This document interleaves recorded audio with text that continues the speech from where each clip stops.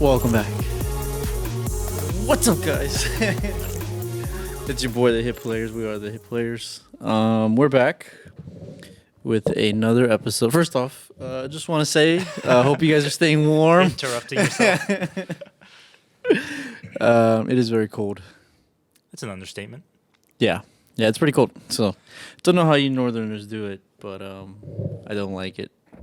I want my 60-degree weather back. Wait 2 days. Yeah. And we'll be there. Anyways, we're back because in, I guess, preparation for Dune II. As we do. Coming out in March. Your birthday weekend? Your birthday, right? No. Oh, it comes out later, right? Yeah. Yeah. But it will still be that week. It will be my birthday present. Yeah. We are going to be looking back at a director that I think has become increasingly hotter the past 5 or so years. Just far more attractive with each movie. The man has aged with fine wine. The more movies he has under his belt. We are, of course, talking about the French-Canadian, our favorite French-Canadian. One of my favorite French artists, actually. Don't discount Xavier Dolan. But we are talking about Denis Villeneuve, and he's leaving that for me to pronounce because I took 1 semester of French. You're the more well-renowned linguist between us two. Yeah. Denis Villeneuve, the French-Canadian director of such hit movies as Blade Runner 2049, Prisoners, and Dune, all of which we have praised on this podcast. He's one of our favorites. Yeah. And so we are doing as we did with Nolan and Paul Thomas Anderson. Fincher. We are going back through his catalog, reviewing each of his films in preparation for Dune Part 2. Maybe we should review the book as well, actually. Oh, I like that. Just give a little tease at the top. Yeah. I got a question for you before we break down these movies the way we usually do. Your history with Denny Boy and, like, how did you come across him? What do you admire about him as a director, as a filmmaker? Mm-hmm. Stuff like that. I remember, as I used to do when I was in high school, going to imdb.com just for fun and seeing the trailer for Enemy, the Jake Gyllenhaal movie, which movie. we'll get to next time. I remember eventually seeing that it starred Jake Gyllenhaal and Jake Gyllenhaal. I remember seeing that the director was French-Canadian. And I remember kind of just pinning it in the back of my head as being, that seems kind of cool. Looks cool. Very Something yellow. about this. But, it's artsy enough that it caught my attention. But I didn't see it in theaters or anything like that. Mm-hmm. Fast forward a handful of years later, and I am in college taking Portuguese lessons, and I come across a Portuguese writer who wrote a book that got adapted into a movie starring Jake Gyllenhaal and Jake Gyllenhaal. And that was really the first time that I said, I'll watch this. And so by the time I had actually seen a Denis Villeneuve movie for the first time, he had already done a lot. Yeah. How long ago was this? I had seen, I actually think I had seen Sicario by this point too. So I think that was probably my first Denis Villeneuve movie. Yeah. And so I had gone back and rediscovered him to realize that I had already liked him the first time. I always like when that happens. So I definitely think I was probably in college, probably 20 by this point. Yeah. But as far as I knew, all of his movies that I had seen, whether it was Enemy, Prisoners, or Sicario, and then eventually Arrival, which came out that year too, I thought he was pretty good. Yeah. And so I started getting excited for every time he released something. But I never went back to watch these first 3 movies just because I had heard good things about some of them.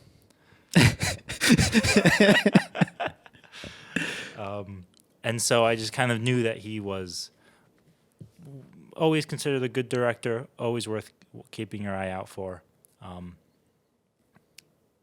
And And so I will throw the question over to you. Yeah, I think Did he's you one of first come the into genre. contact I with think it? he's one of the era-defining directors of this past 2 decades. 15 years, 20 years, Yeah. really. I think right around when he makes the jump from to the American mainstream, quote unquote, or American filmmaking, I should say, like the American film sphere, as I think when he becomes like a well-renowned director and he starts to round out his technique, for lack of a better word. But I think it was weird because I watched like 3 of his movies all in a span of 2 years, and I didn't really connect them.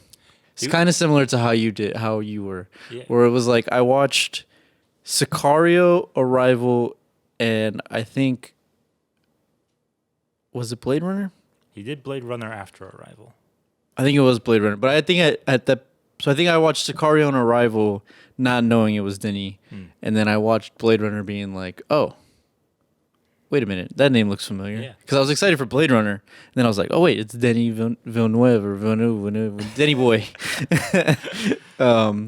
He was very active during the 2010s. Yeah, and I feel like that like era, I think is when because I mean he was very much a presence, and Arrival was very much a presence at that Oscars, which we'll get to in a couple episodes. But I think ever since then he's just kind of like exploded into the stratosphere in terms of mainstream popularity, to where like you said, guys like you and me, we get really excited for these releases, regardless of what movie it is. So I was very, very pumped when you were like, hey, we should do a Denis flashback. And I was like, yes, please. What's funny, too, is looking back on it now, what got me excited about movies like Sicario and Blade Runner 2049 wasn't that Denis was attached to them, but it was Roger Deakins. Yeah. It was purely for cinematography. The Instagram reels. Yeah.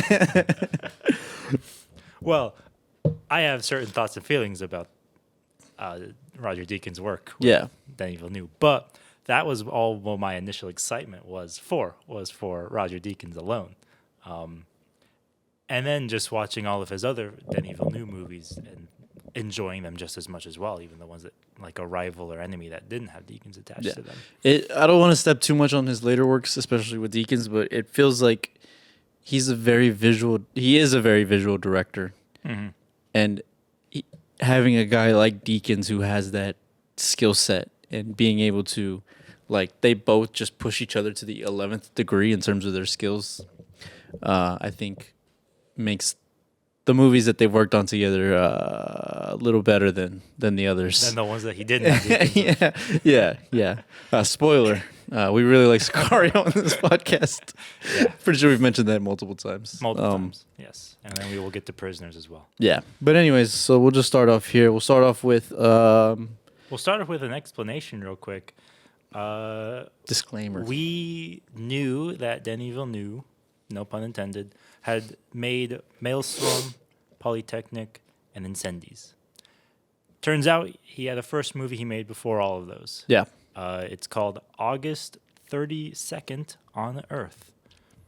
We did not watch that. Apparently, it got a lot of praise.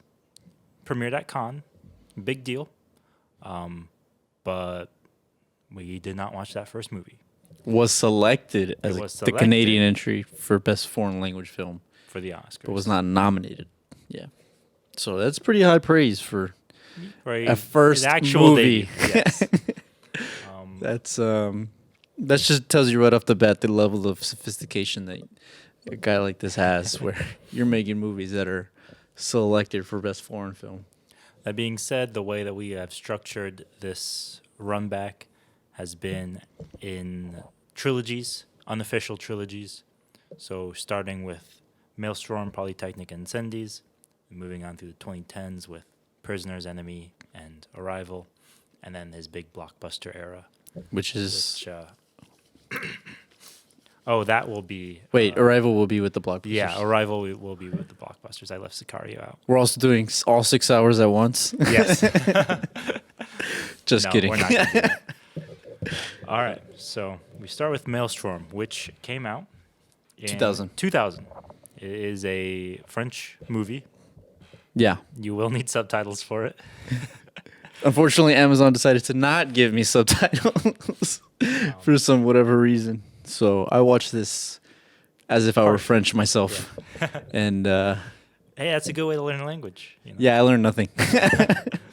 This tells a story of a woman who gets in a car accident and then meets the son of the man who she hit.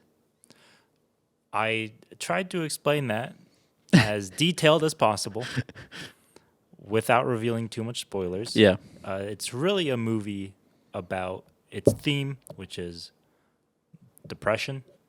There's really no much more explanation I can do than that.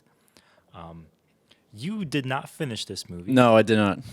Mainly because there were no English subtitles. Yeah. So I kind of like, I didn't know what was going on. I know, well, I mean, you know, like, okay, a lady got hit, or a guy got hit by a lady. She like tries to kill herself, and stuff like, you know, minor stuff like that. But in terms of like dialogue and stuff, I was just completely in the dark about. Even if there were subtitles, would you have finished this movie? No, I don't think so. It was a little too far out of left field for me.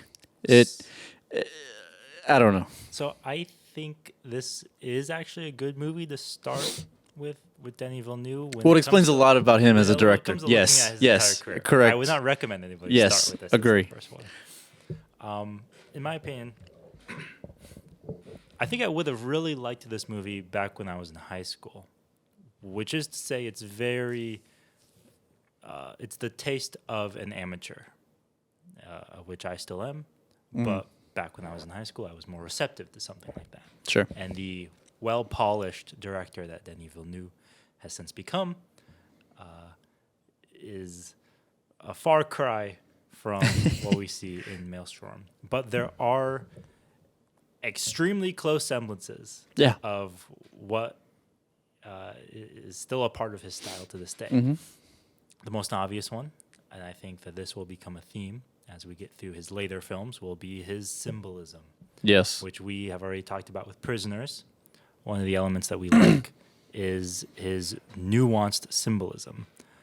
Maelstrom is not nuanced, but it is also not as cohesive or coordinated as we see him get with his later films. I do think it is good proof that that is an element of his style, irregardless of what era he's in, that it's not just something he does to be heady and artsy. It is actually something that he has always had built into him and has refined over time. Yes. If you want to see actual pretension, watch Maelstrom. And it also features, in my opinion, early examples of his... I don't think he edited this movie himself, but definitely playing with time. Not in the kind of the Nolan way, where it actually plays into the story, but in the way that he will literally show you one scene and then show you that scene from a different perspective. Yeah. And so the story doesn't, like the story moves along, but it doesn't progress chronologically, if that makes sense. You still stay in these individual moments, and he'll take a scene and then he'll split it in half and show you two different perspectives, which we see through Polytechnique as well. Or he'll do something like a quick, like flash cut to as an image that would represent what's going on in a character's mind, or like a dream or something, like, you know, like not necessarily a dream in that sense, but like, you know, something that would symbolize what they're going through. Yeah, it's pure symbolic filmmaking, as opposed to the more subtle and nuanced symbolism that we will see in films, particularly Enemy and Prisoners. But that being said, it is the most art house of all of his films, and for that, it's the one I would recommend the least. Yeah. The one that I struggled to get through the most. It's described as absurdist, but I didn't think it was funny at all. I just thought it was kind of like amateurish, in my opinion. It really is, I think. If he didn't have a film prior to this, this is really a first film. Yeah. It should also be noted he wrote this, which I think he doesn't do for his other movies. Well, he doesn't do for his best movies too. Yeah. I don't think. I don't know. It feels like a classic like film student thinks they can do it all. 100%. And at some point, there has to be a click where you learn like, okay, I'm not good at this one part, but I'm really, really good at this other part, and like I'll just work on that, and I'll delegate what I have to do. And I think for the better, he pairs himself with some really fantastic screenwriters later in his career, and he's able to use, because he has a very unique talent of using the visual aspect of the medium. I think he pairs that well with like, like a writer or what's the word, like a composer, to bring other senses and to create a complete sensory, like, I don't know what's the word, like feedback, I guess. Yeah. Not feedback, but like a experience. Sorry, like a complete sensory experience for the filmmaker or the audience members. And yeah, this movie I could not. I think I watched like 45 minutes of it and I turned it off. I couldn't. I don't know. It was tough. It was a tough one to get to. I don't fault you for that. In terms of, if we're gonna rank these movies like we always do, this one would probably be like a D. Yeah. Or at least a C. Yeah. I think if I was being generous. Sorry, Villeneuve. He must have felt the same way though, because he said, "I'm not coming back until I think I can make something else that is his words, not mine." And 9 years later, he came out with Polytechnique. Polytechnique. Yeah, we'll say Technique. The movie about the 1989 massacre at the. I'm not going to even try and pronounce that word. École. It's about a school shooting. Yeah. Which, sadly, in 2009 was not ahead of its time. Yeah. Yeah. That was the part that freaked me out. I was like, did this movie come out in the 90s? And I was like, no, this is a 2010 movie. Or 2009 movie. I was like, whoa. It is one of the last major shooting sprees in Canadian history, however. There has been one since, but nevertheless, 2009, they learned their lesson. That being said, though, so the story based on witness testimonies is still fiction. It's largely created characters. Yeah. These are not like one-to-one to the real people who were there. So really this is more in line with something like Elephant by Gus Van Sant, which the way that it adapts the Columbine shooting, as opposed to like an actual historical account of the events, although I think for the most part it's, from what I've heard, accurate enough to what the shooter did and where he went. Which is to say that this is definitely a complete 180 from Maelstrom, and that it is very focused on realism. Yeah. There is almost no symbolism at all. In many ways, I feel like talking about Maelstrom and Polytechnique is talking about two different halves of Villeneuve that he eventually ends up combining in all of his later films. Because you get the overt symbolism in Maelstrom, and you get the incredibly grounded realism in Polytechnique, while still retaining some of the editing and playing with time that he enjoys. But watching it as a film on its own, I think it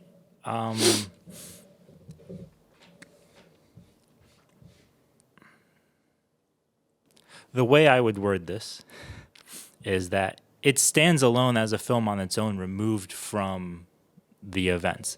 And I say that as an American, because this was an important part of Canadian history.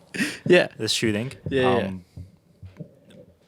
But I still think that you could watch it on its own, and still, appreciate the way that it tells the story of a shooting. Because, in a weird way, all movies about public shootings are about public shootings. Yeah. It's really hard to like have a character drama and then include the public shooting in that. And the reason why Elephant by Gus Van Sant is my big frame of reference for this movie is because it does the same thing. It follows the characters throughout their day, and then the shooting occurs. And Polytechnique does the exact same thing, where we follow the characters throughout their day, and then, much like Elephant as well, when the shooting happens, we see it through like the perspective of the people like trying to help, trying to like find others, trying to get help. Like the guy around. The guy. I don't know his name. Did they say his name? I don't. I'll look it up right now. Keep going. Yeah. The characters have names, but honestly, for this movie, it's not really that important what their names are because you're not really watching it for like an invested emotional interest in them. It's really just how the historical event is translated. But that's my perspective on this film. Yeah. I think that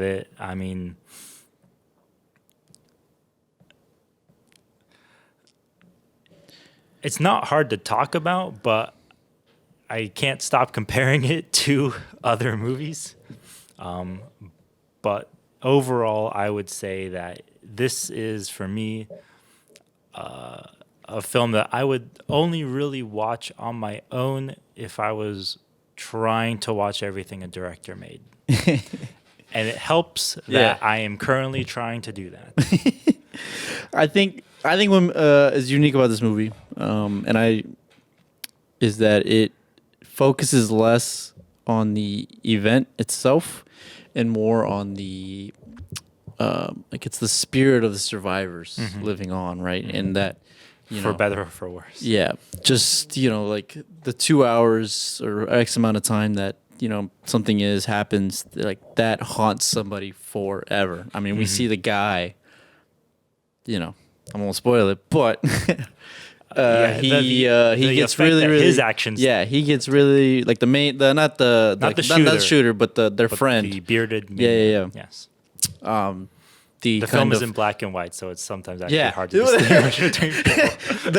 I'm glad they gave one of them a beard and one of them didn't, because like 20 minutes in, I was like, wait, I thought that guy's like a loner. Seriously, I made that exact same thing where I was like, maybe it's because I don't speak.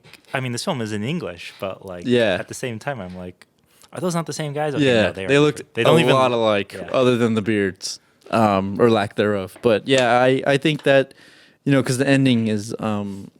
I think the ending is what really ties it together, because if you had just come at this movie with the like, here's the bullet point timeline, sense like documentary style of filmmaking, or made that into that style of film, I don't think it would have landed as well. But I think tying it all in at the end with the survivor girl talking about writing the letter to the mom of the shooter and talking about how she has been impacted and how she continues to move on through, it's still a traumatizing event X amount of years later. I think is what makes the movie good. And Denis really good about tying movies at the end and making them for better. Either feel really, really like uplifted or you feel really, really depressed. Like depressed. But at the end of it, you do feel something. And I think, how many directors can you say have that effect on somebody at the end, having an ending like that? Yeah, I think this is definitely the first film I can say in his filmography that I have watched that shows Villeneuve's ability with climaxes and denouements. I say resolutions in total. I don't know why I had to go to the fancy French word for a French director. You're going to have Connor calling us pretentious. Yeah, there's a reason Connor is not watching through these with us. He would hate all of these movies. I'm sorry, Connor, if you're watching this. I don't mean to make fun of you. You're here in spirit. Don't worry. You're here in spirit. Nevertheless, I do think that you're right about that. Although, in terms of directing, because he did not write this movie, he co-wrote it. so he does not get full credit for Yeah. it. So I'm purely judging his directing on this film. I do think that this film showcases his realism more than anything. It's very like you're locked onto a character at all times. Mm-hmm. There is very little in the way of like, the objects around the characters, or like there's a lot of attention given to the characters in their environment, but not in the way that Maelstrom did it symbolically with like the ocean metaphors and all that stuff. This is very much like tied down to reality, which to a certain extent you could say that you have to do when you're adapting a historical event. Mm-hmm. At the same time, I was looking ahead at the rest of Villeneuve's career, and especially the next movie we're going to talk about. I think that this, like I said, talking about Maelstrom and Polytechnique feels like you're talking about the two different halves that Villeneuve would eventually come together and bring together with all of his other films. So for that, I mean, this is definitely just a better movie than Maelstrom, in my opinion. I would probably give this one a B because it's a good movie, but I mean, for me, I don't know if I would ever revisit this. Yeah, that's the thing, and it's different because, and I'm sorry that I keep bringing up the movie Elephant, but that's a film that I have revisited. Yeah, that is also about such a serious subject, but a lot of that has to do with it just came first, so it's like it's the precedent for everything else, in my opinion, or at least probably the best example. So it's like I liked Polytechnique, but there's just elements to the black and white is in service of the violence, and so if you really wanted to see a black and white movie about a shooting, this would be the one that I would recommend. But not much more to say about it other than that. I feel like yeah, I'd give it a B. Mm-hmm. Solid B. Solid B movie. Yeah. There's a little bit with the acting, in my opinion, is a little flat, but I assume these are French actors speaking English, so of course their accents are going to sound a little off. Just a little off. Or their line readings will sound off because of their accents, is what I should say. So now we move on one whole year later, and this is the movie that I think I was the most excited to talk about. Yeah. Of these three, because I think that it's was the an one expectation you had going into it. I think it's the one that you always hear about is like the sleeper hit. Mm-hmm. This is the one where people started to like pay attention more and more to his name. Mm-hmm. And that is of course Incendies. It is a movie about two siblings looking for their thought to be dead father and also separated brother in the Middle East. Mm-hmm. And I'll just say right now, this movie was depressing as hell.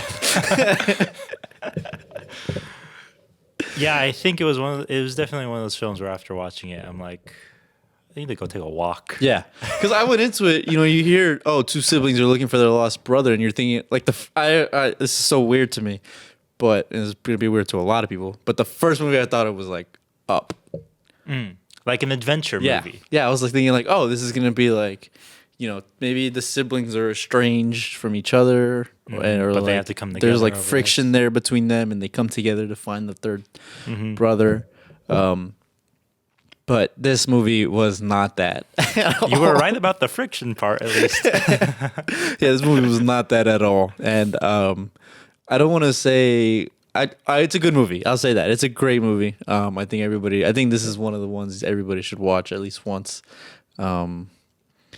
because it is just one of those movies where you're like, God, directors would rather go to therapy. Directors would rather make a movie than go to therapy. But I don't know. For me personally, I was really moved by the siblings trying to unravel all these things that the mom had just never told them through life. Because, I mean, on a personal note, like when my grandpa passed, and I was talking to my dad about a lot of life stuff, like there were a lot of things where I was like, whoa, like I didn't know that was a thing.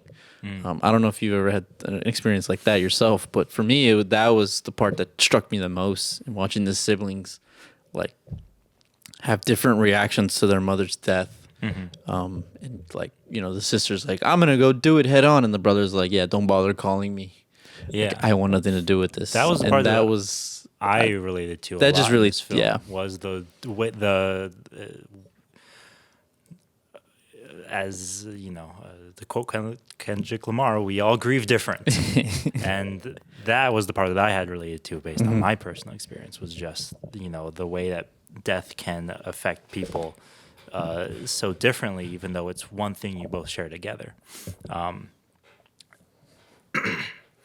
being said, I think that this movie sits in a weird spot in Denis Villeneuve's filmography, because on the one hand, it combines the attention to realism that we see with Polytechnique before, and the, in my opinion, also the symbolism that we see with Maelstrom.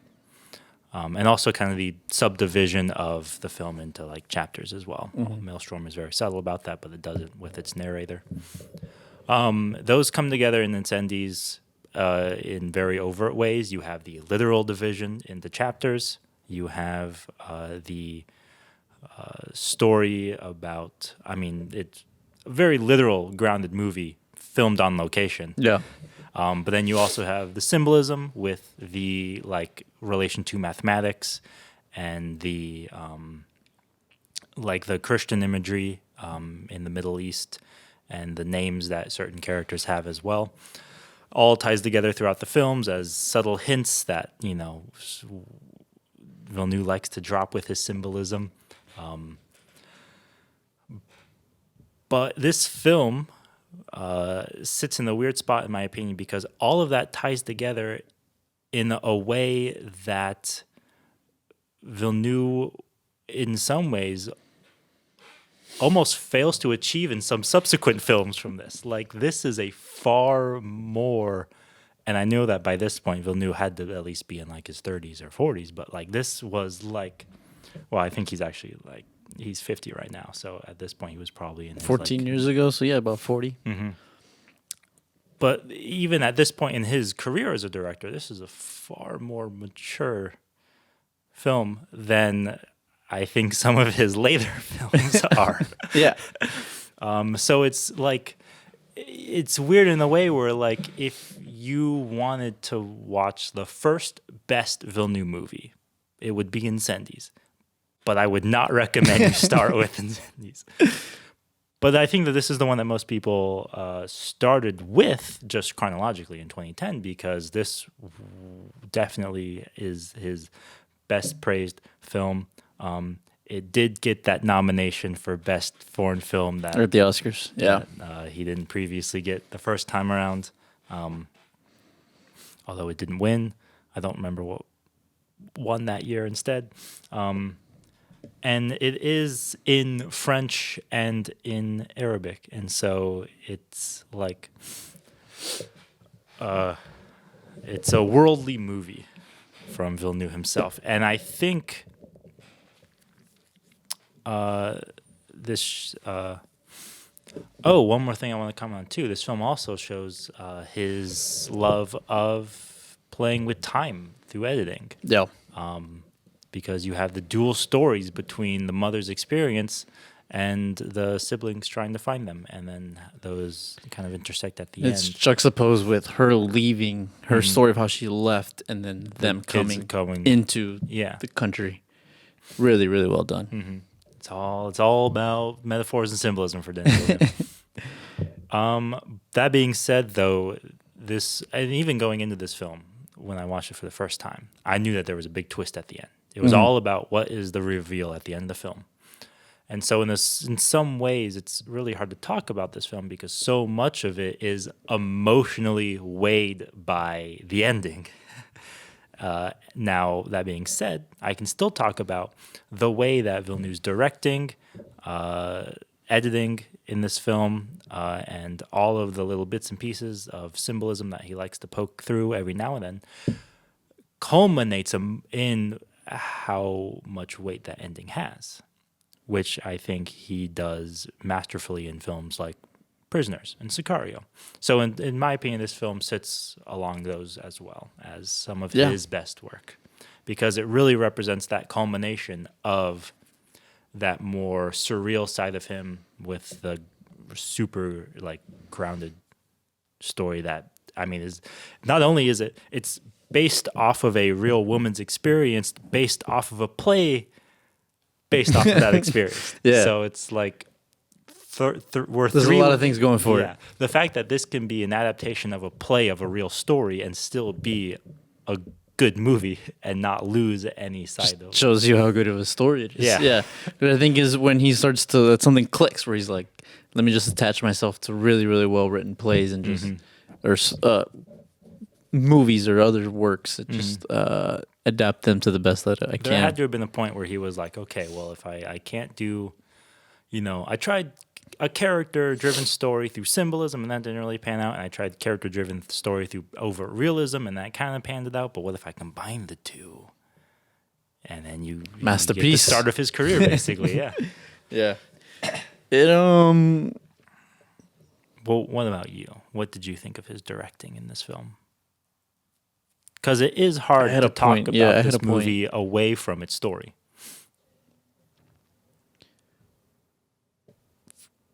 I had a point. I forgot what I was going to say.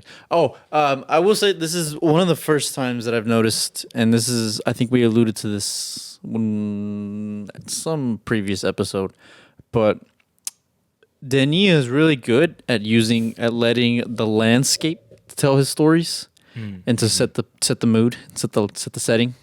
Nice. And thank you. And I think this is when he starts to toy with that, because there's shots where it's, we're in the past and it's like the mom is on the bus and not a word is said, but it's like super sticky, she's like super uncomfortable on the bus. There's like a lot of people on it. And then we cut to modern day where her daughter's on the bus and it's like comfortable. The seats look padded. Like she's not entirely comfortable because she's still in a foreign country, but like the bus itself, it looks modernized and it looks like, I don't want to say improved, but it's like you can tell that there's been the juxtaposition of that, of like what the mother had to go through and what the daughter had to go through in this country. And it's like stuff like that where I'm like, oh, I think that's good. One of the things that we have previously praised Denis Villeneuve for, that we will talk about in the future, has been the fact that he doesn't hold your hand in his films. And certainly using chapters helps, because when you're in the past and when you're in the present, but he cuts back and forth between the two of those anyway, in between chapters. And there's definitely a degree to which the setting of the story is masterfully conveyed, because it speaks for itself. There is no real explanation about the war that is going on, or real explanation about these characters' role in it, but that role is still defined through, where they are at certain points in time, whether that is on a bus in the middle of the desert where they come across the insurgents themselves, or on university campus when an uprising happens, or the characters in the present day who are going back to revisit this country, where they're not really explained, here's what happened in the past, but they meet characters who had roles in the past. And their willingness to talk about stuff, or the security measures taken place before they do, definitely give you a sense of atmosphere and history that is never explained, but because it's shown, you you get the gist of it. You get the sense of it. Like that scene when she goes to the family, and the daughter that is, and she's like, "I'm looking for my dad. This is his name."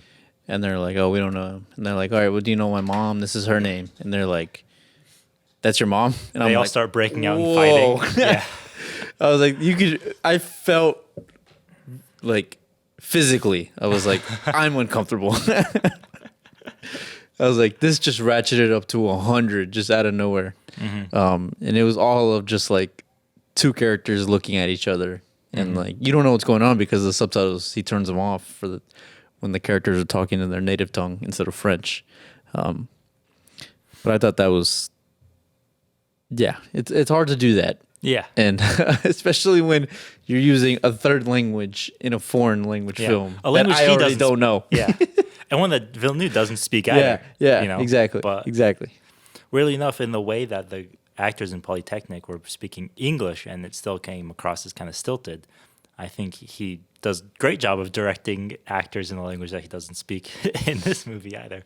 But I guess it also shows that language is something that has always been really interested. It plays I mean, even now saying that right now, I'm realizing that in Enemy and in Arrival, language does play an incredible, important part in those films as well. So that's another thing that we can add to his list of things he likes to do is language. Yeah, I think I'd give this one an A. Yeah, that one is definitely a solid A for me. How do you feel about the ending? Should we spoil it? Should we give? We're gonna spoil the ending it? real quick. Come back in like 6 minutes. Did you see it coming? Yes. Yeah. Yeah. Yeah. I didn't know it was gonna be I didn't know it was gonna do like the brother is the dad.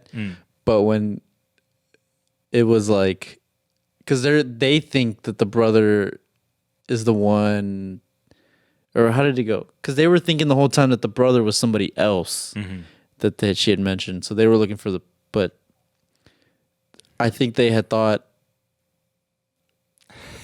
I'm trying to think of how it went down. Because they had thought the brother was the one that she had in prison. And so that moment of realization when they're like, wait, we're the kids she had in prison was like one of the greatest scenes I ever watched unfold. Because I mean, I hadn't known it, but watching them piece it together, and then when he's like, and then when they're in the hotel room later and he's like, how do you think, or what is it? 1 + 1 cannot equal 1. Yeah, that was like, yeah. whoa. There's that math symbolism coming back to you right there. It was built in from the beginning. It was, it makes me feel uncomfortable. Yeah. It's a very uncomfortable ending. Yeah, it's an understatement. That's interesting. Yeah, it's and what's funny too is knowing that there is a big secret that's going to be revealed at the end of this film, like I did, doesn't take away from it because those twists that come through, like I agree, the realization of they are the twins she had in prison, not the kids she had previously. Yeah. So that's the guy they're looking for, but who was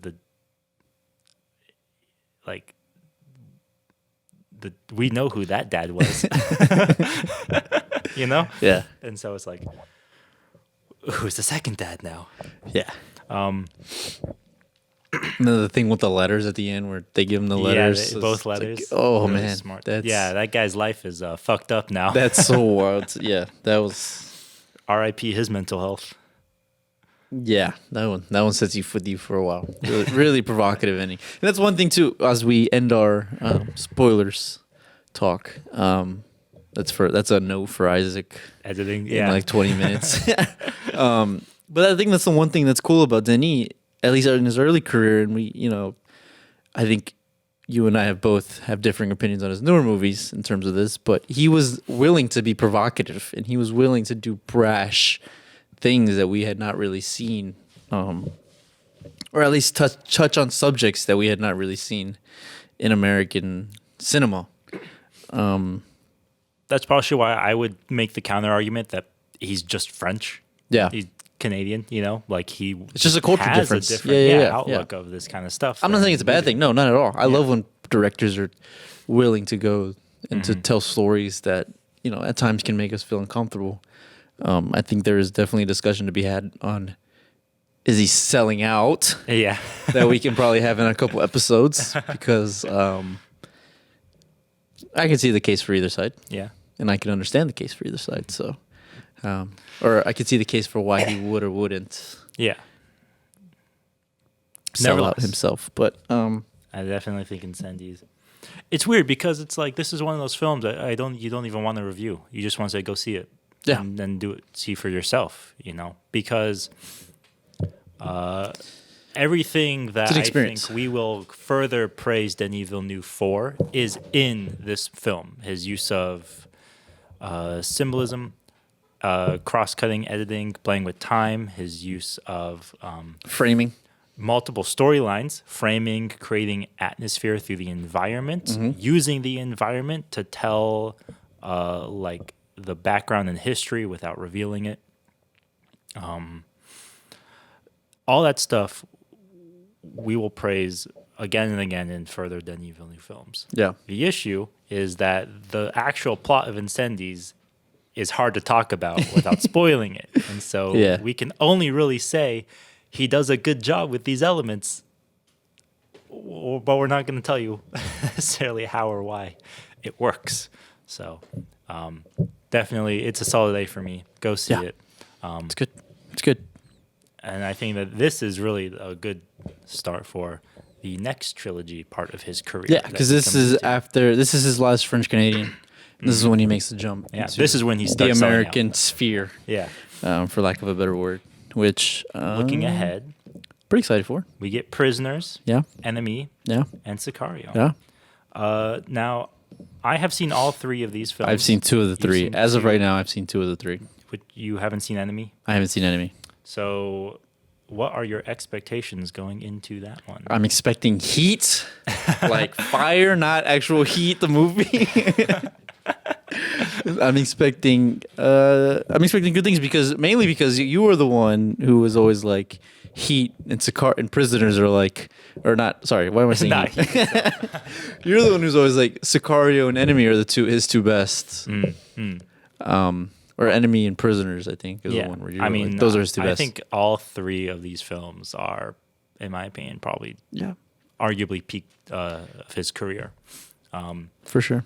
I will say that I think Enemy is the black sheep of these three films. So whatever your expectations are, just judging based off like the Rotten Tomatoes Metacritic. Yeah. You can always tell when a movie doesn't resonate with the wide audience more. Let me ask you this before we go. Is Denis Villeneuve what to Christopher Nolan as PTA is to Tarantino?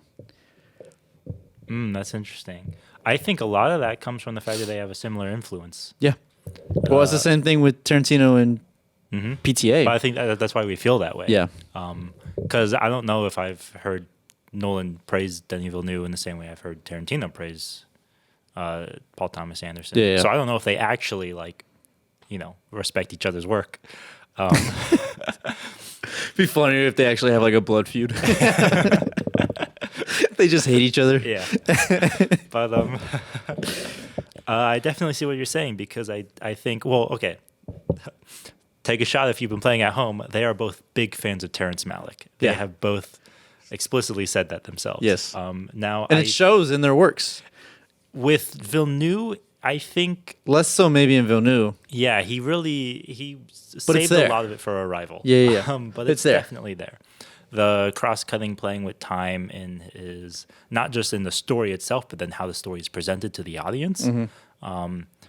They definitely have that influence in both of them, and I think it's understandable why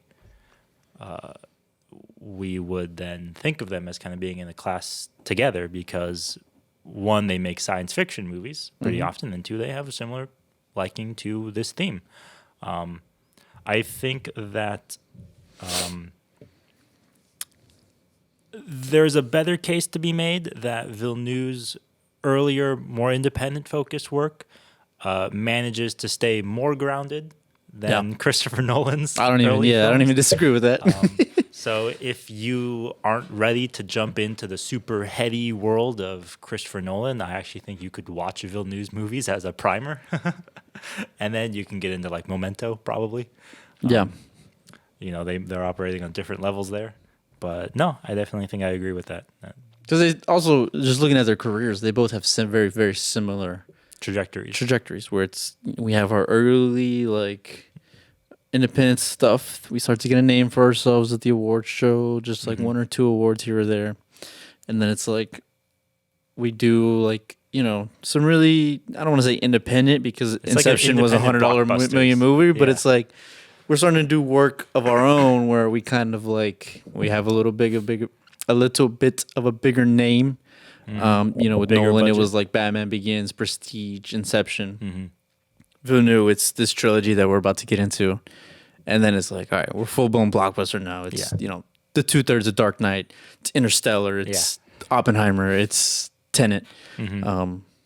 Whereas with Villeneuve, it's Blade Runner, Arrival, Dune, Dune 2, Dune 3. Fingers crossed. But yeah, I just thought that was very interesting. That these two guys are like probably the two. Would you say they're the most two influential directors of the past 20 years?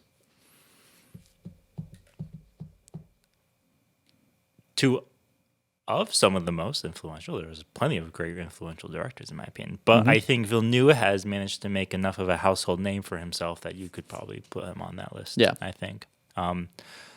Because I think there are a lot of foreign directors who, for a certain period of time, were kind of in the same category as Villeneuve, as kind of the, independent kind of, they were greatly loved by the independent world. And I think Villeneuve fared better than, say, Nicholas Winding Refn, who I think of as being similar to him in that category, at least, who kind of just fell off. And I think Villeneuve managed to transition his style into, Hollywood better. I repeated myself probably 3 times in that sentence, but I think I got my point across. That's a hit play staple. Just talk in circles. Yeah, talk in circles, basically. We should probably write scripts for ourselves. Connor, we'll pay you. Just kidding. But don't watch the movies. Yeah. That'd be a funny It'd be a funny April Fool's thing where it's like, all right, here's a review that we wrote for you about like Space Jam. Yeah, but we didn't watch it. That'd be good. Nevertheless. Yeah, I'm excited to talk about the other films because I think that these are a good foundation for what I appreciate about his films already. It's the genesis of his technique. Yeah. It's just always fun to look back at, 3 other directors we've done this for, 4 other directors. Because it's interesting how for every director I think we've watched, there has always been things that they just love to do and they never let go of. And so, but then you also see them evolve over the years and starting to shore up those weaknesses. Not only the times in which they refine the things that they like, but the times when they go too overboard on the things that they like and they make mistakes. I'm looking at Magnolia by Paul Thomas Anderson. Yeah, right, I don't understand why people like that movie. Nevertheless. Don't understand it. Regardless. All right. Well, that was fun. It's a good episode. We'll be back at some point eventually for part 2 in the future. With the American, the invasion of America is what I'm going to title it. But until then, thank you guys. Stay safe, stay warm, or stay cool if you're in the southern tip of Florida. We'll be back. All right, bye.